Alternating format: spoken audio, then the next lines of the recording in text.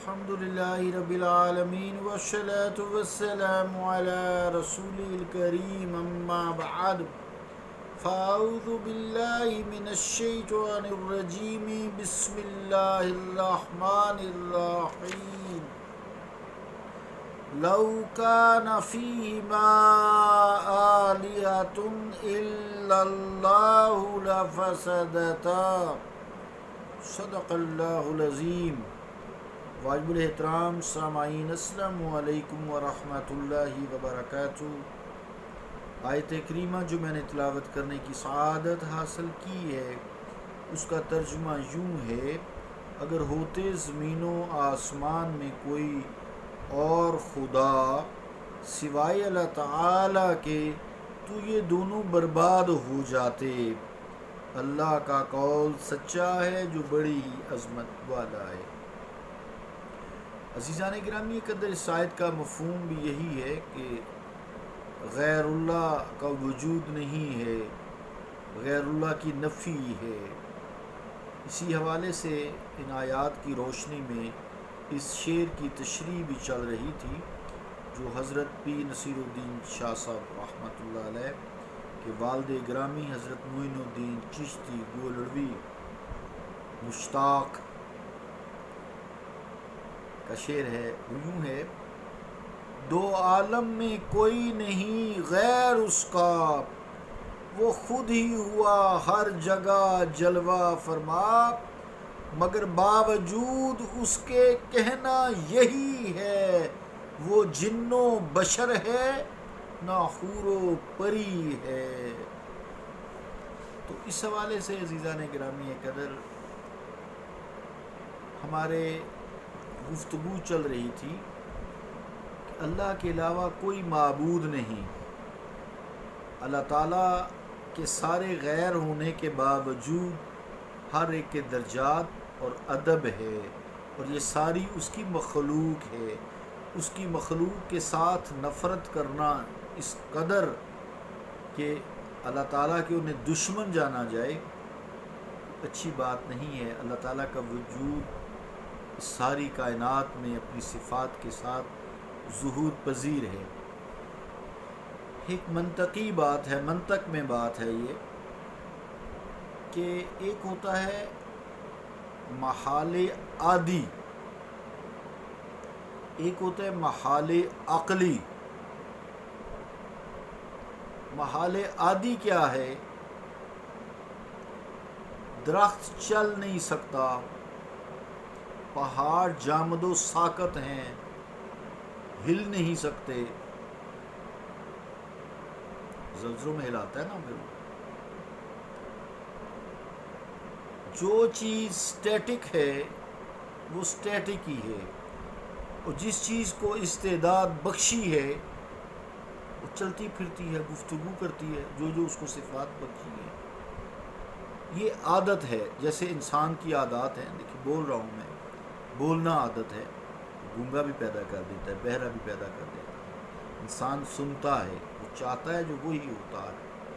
اسی طرح محال عادی کیا ہے کہ درخت کی عادت نہیں ہے کہ وہ چلے، وہیں زمین میں گڑا ہے، وہیں سے خوراک لے رہا ہے، وہیں سے نشو و نما کر رہا ہے، وہیں پر موجود ہے، پھل اور پھول دے رہا ہے، وہیں سے ہوا دے رہا ہے، منافع دے رہا ہے، آکسیجن ہوا میں بکھیر رہا ہے، لیکن اس کی عادت میں نہیں ہے چلنا۔ اسے کہتے ہیں محال عادی، لیکن یہ اس کی عادت کے خلاف چلنا ہے۔ لیکن وہ چلائے اللہ رب العالمین تو چل سکتا ہے۔ جیسے مصطفیٰ کریم علیہ السلام ہے نا، میرے اور آپ کے آقا ہے نا، تو وہ جب قضائے حاجت کے لیے باہر تشریف لے جاتے تھے تو پردے کے لیے درختوں کو حکم ہوتا تھا، جو چل کے جو مصطفیٰ علیہ السلام کے لیے پردہ کرو۔ درخت چل کے آتے تھے اور جھرمٹ کر لیتے تھے۔ عادت کے خلاف ہو گئے نا، کیوں؟ اس نے حکم دیا۔ پہاڑوں کی عادت نہیں ہے چلنا، لیکن جب حضرت حمزہ رضی اللہ تعالیٰ عنہ شیر خدا آپ کے چچا غزوہ احد میں شہید ہوئے، تمام شہداء کے ساتھ آپ کی لاش مبارک کو اٹھایا جانے لگا، تو احد پہاڑ بہت بڑا ہے، جس کے بارے میں مصطفیٰ کریم علیہ الصلوۃ والسلام نے فرمایا ہے احد مجھ سے محبت کرتا ہے اور میں احد سے محبت کرتا ہوں۔ تو حضرت حمزہ محمد مصطفیٰ سے محبت کرتے ہیں، بھتیجے سے محبت کرتے ہیں صلی اللہ علیہ وآلہ وسلم۔ تو جب لاش مبارک اٹھانے لگے تو احد پہاڑ چل پڑا، حالانکہ اس کی عادت نہیں تھی، لیکن اللہ کریم نے چلایا۔ اس کو کہتے ہیں محال عادی منطق میں، اس کی عادت نہیں ہے چلنا، محال ہے، اس کے لیے مشکل ہے، ناممکن ہے، لیکن وہ سب کچھ کر سکتے ہیں، اکیلا ہے نا، اس کو کسی مشورے کی ضرورت نہیں ہے، کسی سے پوچھنے کی ضرورت نہیں ہے، جو چاہتا ہے کرتا ہے، لمن یشاء، جس پہ چاہتا ہے کر دیتا ہے۔ عزیزان گرامی قدر، ایک ہوتا ہے محال، بات لمبی ہوگی ذرا، خیر ابھی ٹائم ہے، ایک ہوتا ہے محال عقلی، کافروں کو اللہ ہدایت عطا فرمائے، بہر اللہ کی رضا ہے، ان کی حرکتیں ایسی ہیں، اپنے اختیار کو غلط استعمال کیا ہے۔ محال عقلی کیا ہوتا ہے؟ محال عقلی ہوتا ہے کہ کوئی بات عقل شریف میں سمائے نہ، مثلا انسان کی عقل میں یہ بات سما نہیں سکتی کہ اس کائنات کے دو یا دو سے زیادہ خدا ہوں۔ کیوں؟ عقل اس بات کو تسلیم نہیں کرتی، کیونکہ کائنات کا نظام جوں کا توں کروڑہا سال ہو چکے ہیں، جوں کا توں چل رہا ہے، کیونکہ وہ ایک ہے، قل هو اللہ احد ہے، اللہ الصمد ہے، لم یلد ولم یولد ہے، ولم یکن لہ کفوا احد ہے۔ توحید کی صورت یہی ہے نا، اللہ تعالیٰ کی وحدانیت کی احادیت، اس سے جامع صورت کوئی نہیں ہے توحید کے حوالے سے، تو مکمل بیان ہے توحید کا۔ اب اگر دو خدا ہوتے، عقل کہتی ہے کہ دونوں میں کبھی نہ کبھی تو ضرور جھگڑا ہوتا، چلو ایک دفعہ ہی ہوتا، کبھی ایسا نہیں ہوا، ایک حکم دیتا آج سورج نکلے گا، دوسرا خدا حکم دیتا نہیں آج میری مرضی نہیں ہے، مجھ سے بھی لوگوں نے دعا کی ہوئی ہے کہ آج سورج نہ نکلے، گرمی بڑی ہے، جھگڑا ہو جاتا۔ ایک کہتا مجھ سے بھی دعا کی ہوئی ہے کہ آج سورج نکلے، ہماری فصلیں پکنے کو رہ گئی ہیں، آخری دن ہے، جھگڑا ہو جاتا، کائنات کا نظام درم برم ہو جاتا۔ ایک کہتا خدا کہ میں استغفر اللہ مطلب ایک ہی خدا ہے، وہ کہتا میں نے لڑکا دینا ہے، دوسرا کہتا میں نے لڑکی دینی ہے، جھگڑا ہوتا کہ ماں نے دعا کی ہے لڑکی ہو، باپ نے دعا کی ہے لڑکا ہو، جھگڑا ہو جاتا، لیکن کبھی نہیں ہوا۔ اس کا مطلب یہ کہ عقل شریف میں یہ بات نہیں آتی انسان کی کہ اس کائنات کا رب دو ہوں، اس کائنات کے رب دو ہوں، اس کائنات کے اللہ دو ہوں یا دو سے زیادہ ہوں، کیونکہ دو ذرا کم از کم ہے نا، تو دو بھی نہیں ہو سکتے، دو تو کجا دو سے زیادہ، تو اس کو کہتے ہیں محال عقلی۔ عقل کے لیے یہ مشکل ہے بات کو تسلیم کرنا، کافروں کی تو عقل پہ ویسے ہی پڑتی، فتو بھی علی قلوبہم، ان کے دلوں پر اللہ تعالیٰ نے موریں لگائی ہوئی ہیں۔ تو مراد یہ ہے کہ اس کا نتیجہ فساد نکلتا، جیسا کہ میں نے آج بھی پڑھی ہے، لو کان فیہما آلہۃ الا اللہ لفسدتا، کہ اگر دو خدا ہوتے تو ان میں جھگڑا ہوتا، فساد ہوتا، فتنہ فساد ہوتا۔ سب اہل ایمان کا بحمدللہ تعالی اس امر پر اتفاق ہے کہ غیر اللہ کوئی نہیں ہے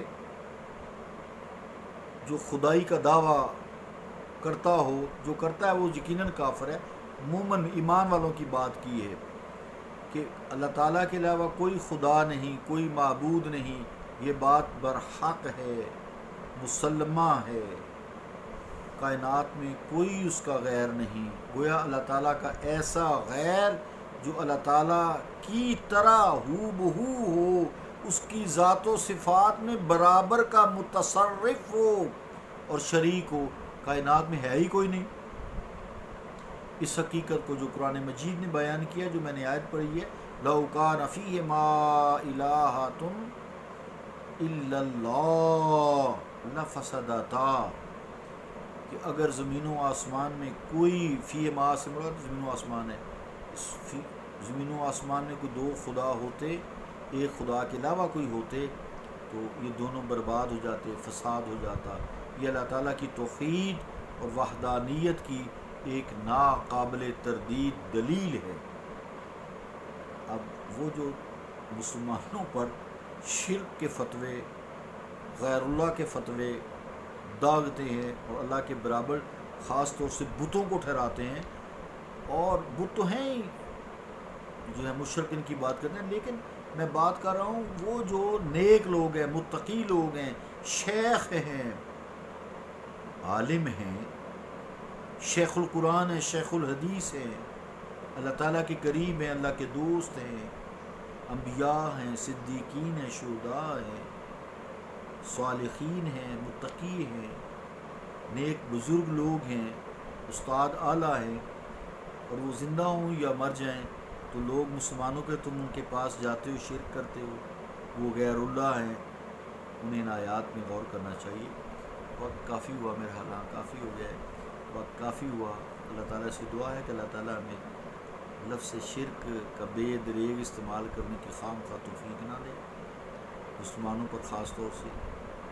کافر تو ہیں ہی مشرک، وہ تو اس کو تو کوئی انکار نہیں کر سکتا۔ اللہ تعالیٰ ہمیں ہدایت دے، یہ چند ٹکڑے روٹی کے لیے اپنے ایمان، اپنے دین، اپنی عقیدے کو خراب نہ کریں۔ اللہ رب العالمین ہمیں ہدایت عطا فرمائے۔ صلی اللہ تعالیٰ علی رسول خیر خلقہ محمد وعلی آلہ واصحابہ اجمعین برحمتک یا ارحم الراحمین۔